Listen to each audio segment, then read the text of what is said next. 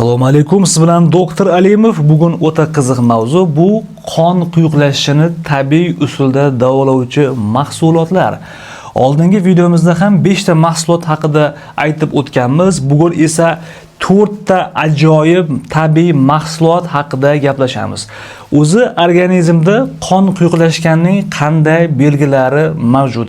Avvalambor qon quyuqlashishini 100% aniqlikda ko'rish uchun bu koagulogramma, VSK va shunga o'xshash qon quyuqlashishini tekshiruvchi laborator tekshiruvlaridan o'tish kerak. Lekin uni alomatlari, belgilari ham bor. Birinchisi bu besabab bosh og'rishi, ikkinchisi o'z-o'zidan qon bosimining ko'tarilib qolishi, uchinchisi oyoq-qo'llarda tanadagi uvishlarning ko'payib qolishi, to'rtinchisi surunkali charchoq va holsizlikning karasiga oshib ketishi, beshinchi holat esa bu teri rangining o'zgarishi. Ko'pincha bu qon quyuqlashganda kapillyar qon tomirlarida qon harakati aylanishi buziladi va oyoq-qo'llarni uchlarida ko'karishlar, oqarishlar yoki rangparlik paydo bo'lish ehtimoli yuqori. Xo'p, qon quyuqlashishini davolashdan oldin ozgina tushunchaga ega bo'lib olamiz. Qon quyuqlashishining asosiy sababchisi bu qonning ikkita asosiy qismi mavjud. Bu birinchi bu qonning shaklli elementlar, ya'ni quyuq qismi, ikkinchi plazma, bu suyuq qismi hisoblanadi. Agar ko'pincha plazma suyuq qismini hisobidan suyuqlik ko'p tark etadigan bo'lsa, bu qonning quyuqlashishining asosiy holatlaridan biri. Lekin shu bilan birgalikda qonda qon ivishini ta'minlab beruvchi qonda trombotsit hujayralari mavjud. Ko'pincha trombotsitlarning bir-biriga yopishishi, trombotsit yopishganda bir-biriga qon quyuqlashib, tromb hosil bo'lishining kuchayishiga olib kelishi mumkin. Ikkinchi holat esa bu qon tomirlarining ichki qavati, bu shilliq qavatdan, intima qavatidan iborat.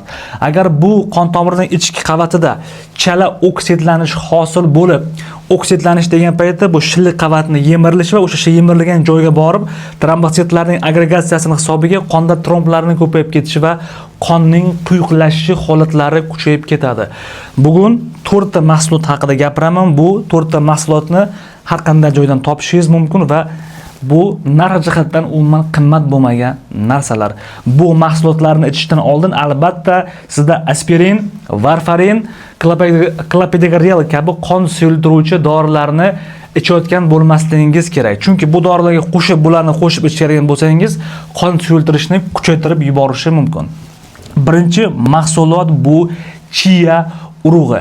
Chia urug'i tarkibidagi asosiy bu qon suyultiruvchi modda bu omega 3 moddasi hisoblanadi. Omega 3 ning bir nechta mexanizmlari mavjud. Omega 3 ning asosiy ta'siri bu trombotsitlarning bir-biriga agregatsiyasini, yopishishini, cho'kishini oldini olishdan iborat va tarkibidagi flavonoid va shu bilan birgalikdagi polifenol antioksidant vositalari qon tomirlarining yuqori ichkidagi pardalaridagi o'sha tromb hosil bo'lish jarayonini, ayniqsa bu chia urug'ida o'ta katta foydasi bor. Chia urug'ini qanday va qachon iste'mol qilish kerak? Chia urug'ini eslab qolamiz, 1 va 2, 1 yoki vaznga qarab.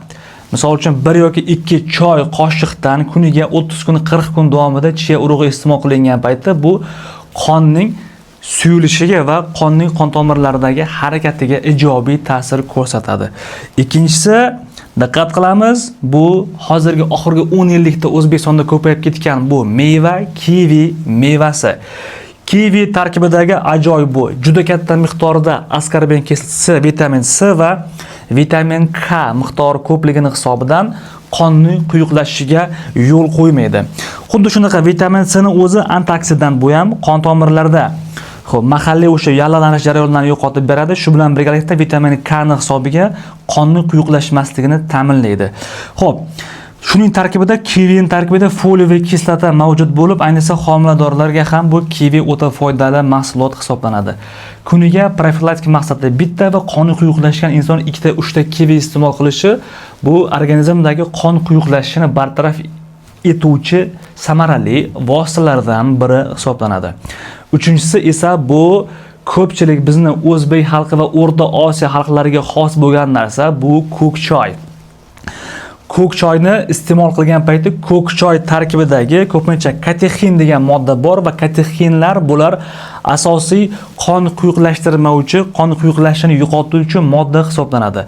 Shu bilan birgalikda ko'k choyni dozasini oshirib yuborish kerak emas. Kuniga 1-2 chashka, 1-2 stakan ko'k choy iste'moli regularicha bo'lsa, bu qonni quyuqlashmasligiga olib keluvchi 3-chi ajoyib vosita hisoblanadi. Keyingi bu tabiiy mahsulotimiz bu qora uzum yoki qizil uzum sharbati. Statistik ma'lumotlarni qidirib ko'rdim. Kavkaz xalqlari, gruzinlar yoki Kavkaz xalqlarida musulmon bo'lmaganligi uchun ko'pincha o'sha qizil vino ko'pincha iste'mol qilishadi. Uni tarkibidagi resveratrol moddasi ko'pligi uchun qon quyuqlashmasligini va uzoq yillar yashashini ta'minlab beruvchi asosiy omillardan biri. Xo'p, bizda musulmon jamiyatimizga ko'proq o'sha uzum sharbati ko'proq bizga mos keladi. Uzum sharbatini o'sha resveratrol moddasi qon quyuqlashmovchi, qonning quyuqlashiga olib keluvchi asosiy 12 ta faktorlarni asosiylarini bu qon quyuqlashib ketmasligini ta'minlab beradi. Qanchadan iste'mol qilish kerak? O'sha qora uzum sharbatini kuniga bu yarim stakan yoki vaznga qarab 4 dan 1 stakanni har kuni iste'mol qilishlik bu qonni suyultirish, shu bilan birgalikdagi organizmlarda, qon tomirlarida qonning stabil harakatini yaxshilab beradi. Xo'p, maslahatlarimiz sizga foydali bo'ldimi? Siz qon suyultirishni qaysi usullaridan foydalanasiz? Yuqoridagi fikrlarimizga qo'shilasizmi? Xo'p, o'z fikrlaringizni tortinmasdan kommentariyada qoldiring va Doktor Alimov kanaliga obuna bo'lishni unutmang. Siz bilan Doktor Alimov bo'ldi.